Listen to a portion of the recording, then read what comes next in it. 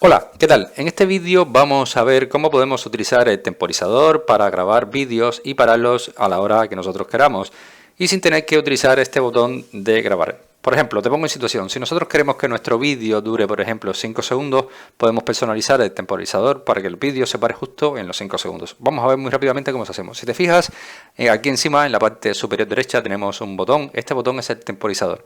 Lo que vamos a hacer es un clic sobre este temporizador y verás que se te abre esta herramienta que tienes aquí, ¿vale? Entonces, en esta barra que tienes, es una barra en la cual vamos a desplegar esta opción y vamos a ponerle el límite que queremos nosotros en segundos que dure nuestro vídeo. Vamos a dejarlo en 5 segundos y si te fijas un poco más arriba, en esta zona de aquí, tenemos el temporizador de la cuenta regresiva. La cuenta regresiva es cuando nosotros le demos a empezar a grabar, va a ser una cuenta regresiva 3, 2, 1, ¿vale? Y empezará a grabar. Y a partir de ese momento, tu vídeo durará el tiempo que tú le hayas establecido aquí, ¿vale? Vamos a hacer una prueba con este vídeo. Vamos a darle empezar la cuenta regresiva 3, 2, 1. Y empezamos a grabar un vídeo que durará aproximadamente 5 segundos. Bueno, aproximadamente no, le hemos dado 5 segundos. Así que nada, esto es lo que tiene que durar. Si te fijas, ha parado automáticamente en el 5 segundos. Así que nada, de esta manera es como podemos utilizar el temporizador para grabar vídeos en TikTok. Así que nada, espero que este vídeo te haya gustado, te haya ayudado.